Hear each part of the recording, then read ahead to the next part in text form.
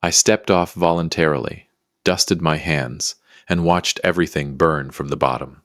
But I'm getting ahead of myself. Let me take you back to the morning my daughter told me to get lost at her own wedding, and smiled while doing it. Welcome back to Dad's True Revenge. Grab your snacks, get comfortable, and remember, the people in these stories had every chance to behave themselves. They just chose wrong. Drop a comment and be sure to subscribe. You're going to love it here. Cedar Falls, Ohio. The Hartwell Estate on Briarwood Lane, a venue that cost me personally $42,000. A number burned into my memory because I signed that check with my own hand, and a quiet kind of pride that only fathers understand. I'd driven in from my place on the east side, the modest craftsman I'd lived in for 19 years, the same house where Grace Garcia, my daughter, 26 years old and stubborn as a cast-iron skillet, grew up drawing wedding dresses on notebook paper. The same house where I'd told her, at 17, that whoever she married better be worth a damn. Sean Cooper seemed worth a damn, 30 years old. Financial analyst, broad shoulders, firm handshake, decent taste in bourbon. He looked me in the eye when he talked. I respected that. I should have looked closer, but that's context. Here's the moment. I pulled into the Hartwell estate dressed in the charcoal suit Grace had helped me pick out at a menswear shop downtown, back in March. She'd straightened my tie in the dressing room mirror and said, "Dad, you're going to embarrass me by looking too good." I'd kept that close. I walked toward the bridal suite entrance, white double doors, ivy climbing the stone, the whole fairy tale, and I could hear voices inside, women laughing, music, the specific chaos of bridesmaids in a room built for half as many. I knocked twice. The laughter stopped. The door opened. Grace stood there in her dress, ivory off-shoulder, exactly what she'd shown me pictures of for months. She looked beautiful. She looked exactly like her mother. And then her expression did something I'd never seen it do before. It closed. Not dramatically. Not like a slap. More like a window being quietly shut from the inside. "Hey, sweetheart." I smiled. You weren't invited to this part." I laughed. Actually laughed. "Grace, what are you?" "Dad." She stepped slightly into the doorframe. Behind her, the room had gone completely silent. 8 women suddenly very interested in their bouquets. "I'm sorry, but you weren't invited. Go away." Said the way you'd say them to a stranger. Said the way you'd say them to someone you'd already decided wasn't worth softening the blow for. I stood there for 4 full seconds. I counted them somehow, even in that moment. She knows. She has to know. But what does she know? And how long has she known? "Okay," I said. "That's all." "Okay." I turned around, walked back down the ivy-covered path, got in my truck, and sat in the parking lot of the estate I'd paid for, in the suit my daughter helped me choose, and stared at the steering wheel like it owed me an explanation. Here's what most men would have done. Called, texted, begged someone inside to pass a message. Made a scene, made it about their feelings. I'm not most men. I opened my banking app and canceled every outstanding payment tied to this wedding. $42,000 for the venue, $11,000 to the caterer, the florist, the DJ, the photographer, every line item I'd approved over 7 months of planning, $71,000. Gone in about 9 minutes, I didn't feel powerful doing it. I want to be honest about that. I felt like a man confirming what he already suspected, that whatever was happening today had nothing to do with money, and never had. She hired someone. I don't know how I know that. I just know. Let me back up, because for this to make sense, you need to understand what the 6 weeks leading up to this morning actually looked like. It started small, the kind of small that only registers in hindsight. A voicemail from a number I didn't recognize that disconnected when I called back. A neighbor mentioning casually that a gray sedan had been parked outside my house 2 Tuesdays in a row. "Probably nothing," he said. I agreed. At the time, then Grace started calling with different questions. Not the usual, "How are you, Dad? Did you eat? Are you coming early Saturday?" These were questions about her mother, about the years before she was born, about a town called Reedsville that I hadn't heard anyone say out loud in 23 years. "Why Reedsville?" I asked. "I was just looking at old photos," she said. "Too fast. Found some stuff in a box." I didn't push, didn't confirm, didn't deny. I am, after all, a man with things in boxes I'd prefer stayed there. Then an old friend told me someone had called him. Said they were doing a routine background check. Asked some questions about me. Specific questions. Where was Mason in the summer of 2001? Did he ever mention a woman named? The call had dropped before he caught the name. Sure it did. I'd started paying real attention after that, and what I found when I paid attention was the outline of something I'd spent 26 years making sure no one could find. Not a crime. I need to be clear about that. But the kind of secret that once it surfaces doesn't just change how people see you, it changes how they see everything. Every memory, every sacrifice, every moment they thought they understood. It rewrites the whole story backwards. The kind of secret that explains why a daughter might look her father in the eye on her wedding day and say go away, just to see what he'd do. She wanted to know if I'd fight. I didn't fight, and that told her everything. I was still sitting in that parking lot, engine off, jacket getting wrinkled, when my phone buzzed. Not Grace, not Sean, a number I didn't recognize. I almost let it go. Then something, instinct, dread, 23 years of living carefully, made me open it. A text. 7 words. She knows about Reedsville. We need to talk. I read it 3 times. Then I started the truck, pulled out of the Hartwell estate, and drove east on Briarwood Lane. Away from the flowers, away from the music, away from $79,000 of fairy tale I'd just reduced to ash. And for the first time in 23 years, I let myself think about Reedsville. All of it. I didn't know who sent that message. I didn't know yet that finding out would cost me something far worse than a canceled wedding. But I was already driving toward it. If you've made it this far, do us one quick favor. Subscribe.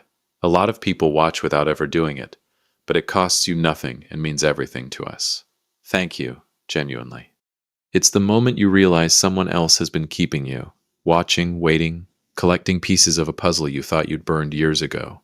That's the moment the ground shifts. That's the moment you stop being the man who knows everything and become the man who knows nothing at all. I was 20 minutes east of the Hartwell estate when I pulled into the parking lot of a diner called Heller's on Route 9, the kind of place that's been there since 1974 and will outlast us all. Cracked vinyl booths, coffee that tastes like ambition and disappointment in equal measure. I'd eaten here 100 times. It felt like neutral ground. I needed neutral ground.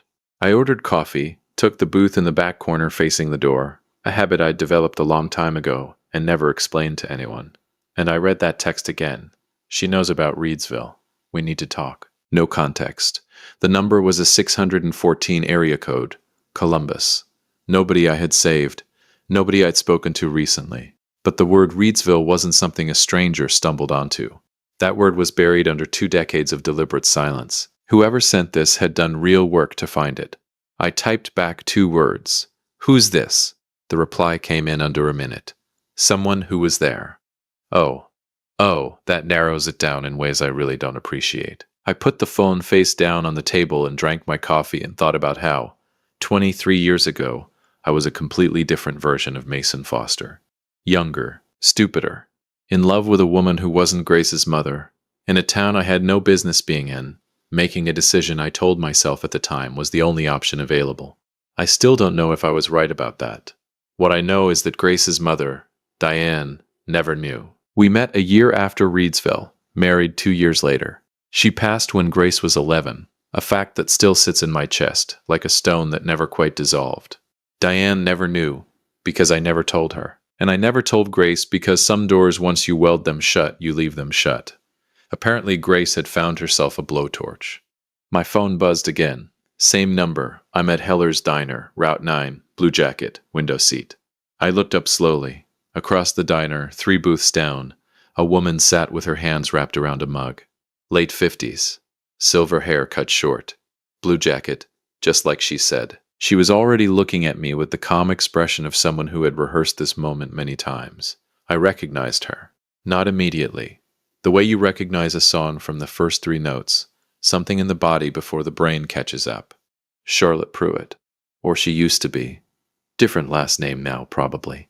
Different life. But those eyes, steady, a little sad, the eyes of a woman who'd seen something she couldn't unsee, those hadn't changed at all. I picked up my coffee, walked over, and sat down across from her without being invited. Charlotte. Her voice was quieter than I remembered. You look older. You look like someone who's been following my daughter around. She didn't flinch. I wasn't following her. She found me. People don't just find you, Charlotte. Not after 23 years.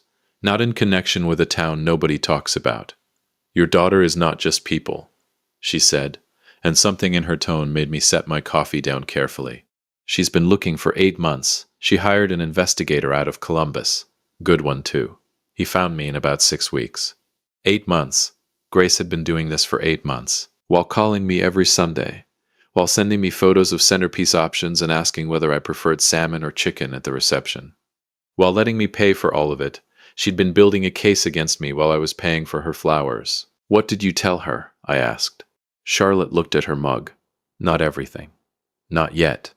What does not yet mean? It means I wanted to talk to you first. She finally looked up. I thought you deserved that much. That's generous, I said, given the circumstances. Don't do that, she said, and there was a quiet sharpness in it. Don't get sarcastic with me, Mason. I've carried this a lot longer than you have, and I carried it alone, so you don't get to be flippant right now. Tell me what she knows. Charlotte wrapped both hands tighter around her mug. She knows you were in Reedsville the summer of 2001. She knows you weren't there alone. She knows something happened that you've never talked about. She paused. She doesn't know about the baby. The diner noise, clinking plates, murmured conversations, the cook calling out an order, suddenly felt very far away. I started. Mason. I stopped. I was there. She said quietly. Don't. Here's the thing about the summer of 2001 that I have never said out loud to a single living person. Charlotte Pruitt and I were together for 4 months. Real together, not casual. I was 29 between jobs, doing consulting work that took me through a string of small Ohio towns. Reedsville was supposed to be a 2-week stop. It turned into 4 months, because of her. When she told me she was pregnant, I did not handle it well. That's the sanitized version. The honest version is that I panicked in a way that revealed exactly who I was at 29, which was a man who was not ready to be anyone's father, and was too cowardly to admit it out loud. I left. I told myself she'd be fine. I told myself I'd reach out. I never did. What I didn't know, what I had spent 23 years not knowing, or maybe choosing not to find out, was what happened after. And now I was about to find out. What happened, Charlotte? She said it plainly, the way people say things they've made peace with through sheer repetition. So there's no child out there, if that's what you're bracing for. That's not the secret. I let out a breath I didn't realize I'd been holding since she said the word baby. Then what is? The secret, she said, is that Grace knows you left. She knows you were with someone, that something happened, and that you ran. She doesn't have all the details, but she has enough. Charlotte met my eyes. She wanted to know what kind of man her father really is, whether the version of you she grew up with is real, or a performance. The coffee in front of me had gone cold. A performance. 26 years of Saturday morning pancakes and school pickups, and sitting in the front row of every recital and driving 11 hours round trip when she had her appendix out at a college 3 states away. And my daughter had looked at all of it and wondered if any of it was real. That landed somewhere deep, somewhere that had nothing to do with Reedsville. She set me up this morning, I said, not a question. Yes, the go away, the door in my face, on her wedding day. I laughed, short, humorless. She wanted to see if I'd fight, and you canceled the payments instead, Charlotte said. There was no judgment in it, just fact. I'm guessing that wasn't the response she was hoping for. I don't perform for tests, Charlotte. I know that. She looked at me carefully, but she doesn't. Not yet. And right now, she's inside that estate thinking her father just proved her worst theory right, that when things get hard, Mason Foster gets in his truck and drives away. My phone was already lighting up on the table between us. I didn't have to look to know. I looked anyway. 12 missed calls. 10 from a number I didn't know. The wedding coordinator probably, having a complete professional meltdown over my canceled payments. 1 from Sean Cooper, which surprised me, and 1 from Grace. No voicemail, just the call, sitting there in the log like a question mark. She called. After everything, the dress, the doorway, the 3 words, she called, which meant the test wasn't over. I have to go back, I said. Charlotte nodded slowly. I know. Will you come? She looked at me for a long moment. Something moved across her face, old and complicated and not entirely resolved. There are things she's going to need to hear from both of us, she said finally. Things that don't make sense without the full picture. That's not a yes. That's an I'll follow you. I left cash on the table, enough for both our coffees and then some, and stood up. Through the diner window, I could see my truck in the lot, the Cedar Falls skyline low and gray in the late morning. Clouds stacking up the way they do in Ohio before everything opens up and soaks you. I didn't know yet what Grace was going to say when she saw me walk back through those doors. I didn't know yet that Sean Cooper's phone call had nothing to do with the wedding. And I didn't know yet that the investigator Grace had hired hadn't just dug up Reedsville. He'd found something else. Something even I didn't know existed. I walked out of Heller's Diner and drove west on Route 9, back toward Briarwood Lane, back toward the Hartwell estate, back toward my daughter. This time, I wasn't walking away. If you've been listening for a while and want stories like this to keep coming, it really helps if you hit that like button and subscribe. 97% of people never do, but it's what keeps this whole thing running. So thank you for real. There's no manual for it, no script. You just put one foot in front of the other and hope that whatever's waiting on the other side of the door has enough grace left in it to let you speak before it finishes deciding who you are. I pulled back into the Hartwell estate at 11:30. The parking lot was tense in that specific way that only happens when expensive plans are quietly falling apart. The wedding coordinator, a sharp woman in a gray blazer, was standing near the entrance with her phone pressed to her ear and the expression of someone mentally updating their resume.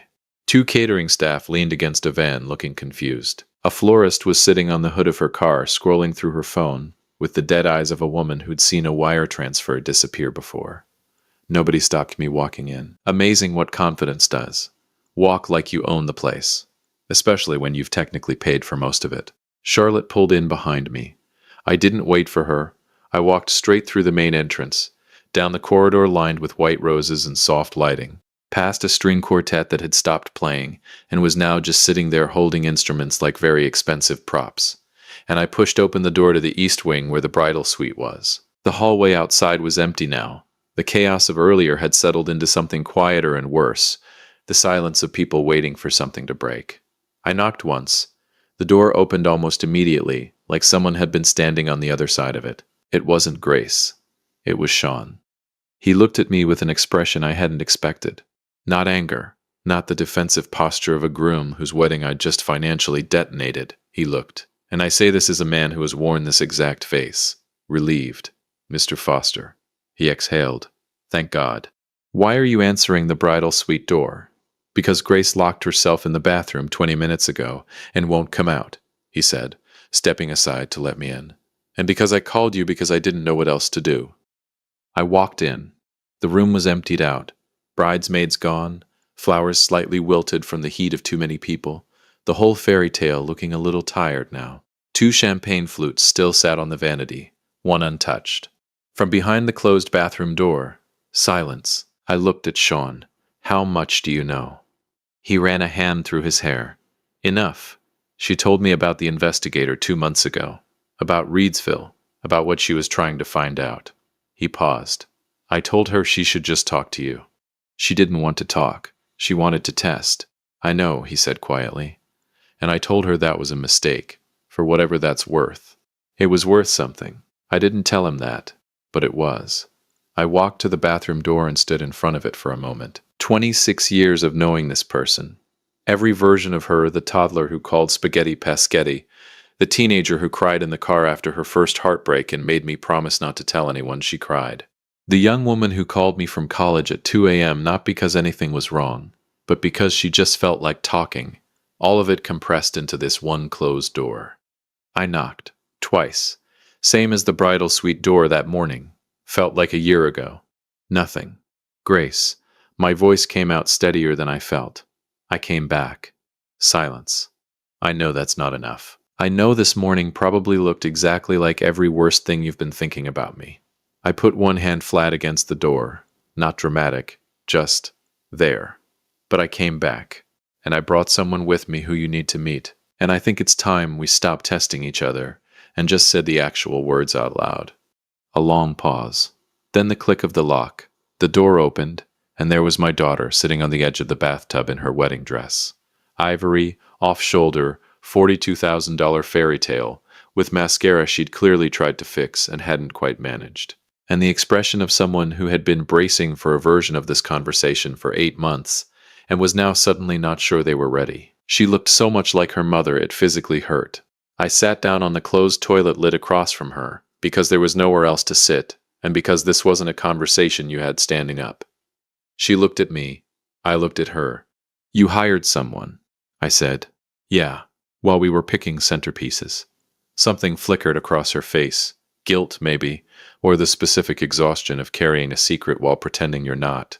"Dad, I'm not angry, Grace." And I meant it. "I'm not angry, I want to understand what you were looking for. In your own words, not through a report." She was quiet for a moment. Outside, I could hear the faint sound of heels on hardwood. Charlotte, waiting in the main room with Sean. The whole building felt like it was holding its breath. "I found a box," Grace said finally. "Mom's box. The one in the top of the hall closet that you always said was just old paperwork. Of course, Diane. Even gone, protecting things she hadn't known she was protecting." "There were letters," Grace continued. "Not from Mom. From you, to someone. Unsent, like you wrote them and then never mailed them. They were dated 2001. She looked at her hands. They were sad, Dad. Really sad. And guilty. And I didn't understand why, so I started trying to find out. Unsent letters. I had forgotten about those letters. I had forgotten, and Diane had apparently found them and kept them and said absolutely nothing, which told me more about the woman I married than anything else ever could. "Why didn't you just ask me?" I said, gently. No accusation in it. She looked up. "Because I was scared of what you'd say. And the test this morning." Her jaw tightened. "I needed to know if you'd fight. If you'd push back, demand an explanation, refuse to just walk away, because the man in those letters was someone who walked away from something hard, and I needed to know if that was still you. And when I canceled the payments, I thought," her voice cracked. She steadied it. "I thought I had my answer." I leaned forward, elbows on my knees.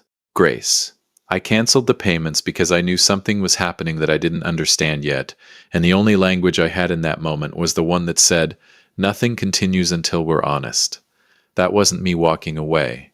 That was me stopping the clock." She stared at me. "That's a very fine distinction, Dad." "I know." I almost smiled. "I came back, though." "You came back," she repeated quietly, like she was checking whether it was real. "And I brought someone." I walked her out of the bathroom. Sean was standing near the window with his hands in his pockets, the posture of a good man staying out of something that wasn't his to fix. Charlotte was near the door, blue jacket, hands clasped, carrying 23 years of her own complicated feelings into a room that already had plenty. Grace stopped when she saw her. She recognized her from the investigation, clearly. The slight widening of her eyes gave it away. "This is Charlotte Pruitt," I said. "She's from Reedsville, and she's going to help me explain something I should have explained a long time ago." We talked for 40 minutes. I told Grace about 2001, about Charlotte, about the 4 months I spent in a town I had no business staying in, and the decision I made to leave that I had never fully forgiven myself for. Charlotte filled in the parts I hadn't known, the loss, the months after, the way she'd eventually rebuilt and moved forward, and made a life that was genuinely good, genuinely hers. "I'm not here to indict your father," Charlotte said at one point, looking directly at Grace. "I want you to understand that. I made peace with what happened a long time ago. I came here because he deserved to tell you himself, with the full picture, not the half version your investigator found." Grace listened to all of it without interrupting once, which, if you know Grace Garcia, is its own kind of extraordinary. When we finished, the room was quiet for a long moment. "So the secret," Grace said slowly, "is that you made a mistake, that you were young and scared, and you ran, and you've been ashamed of it ever since." "That's most of it," I said. "And the man who did that," she looked at me carefully, "you think that's still who you are?" "No." I didn't hesitate, but I understand why you needed to check. Her eyes went bright. She blinked it back, stubborn just like always. "I'm sorry about the door," she said quietly. "This morning. The way I said it. I'm sorry it took me 23 years to deserve better than a test." She laughed, short, wet, real.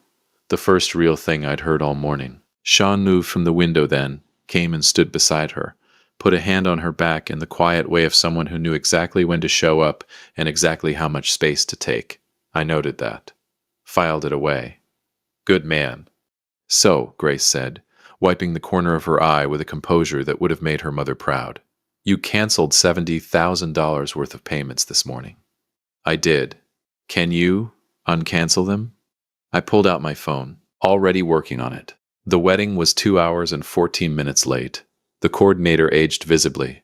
The caterer had a brief emotional moment near the appetizers. The string quartet played the same 3 pieces 4 times each, and were extremely professional about it. But Grace Garcia walked down the aisle in the Hartwell estate on Briarwood Lane with her father's arm in hers, in a dress that was everything she'd drawn on notebook paper as a little girl, and she married Sean Cooper in front of everyone who mattered. Charlotte sat in the 3rd row. She cried a little. I didn't ask about it, and she didn't explain, and that felt exactly right. At the reception, Grace found me at my table during the first song break. She sat down, stole a piece of bread from my plate without asking, a habit that started when she was 4, and apparently had no expiration date, and looked at me sideways. Dad, the next time I give you a test, there won't be a next time, I said, because the next time you have a question about who I am, you're going to ask me, out loud, like a person. She was quiet for a second. Okay, she said. Deal. She leaned over and put her head on my shoulder for exactly 3 seconds, the same way she had when she was small, when the world was too loud and she needed somewhere to put it for a moment. Then she stood up, smoothed her dress, and walked back to her husband. And I sat there in a room I'd almost burned to the ground and thought, some things are worth coming back for. Most things, actually. If you're brave enough to turn the truck around. If you like this story, join our community by hitting that like button and subscribing for more real, raw, and family-centered stories.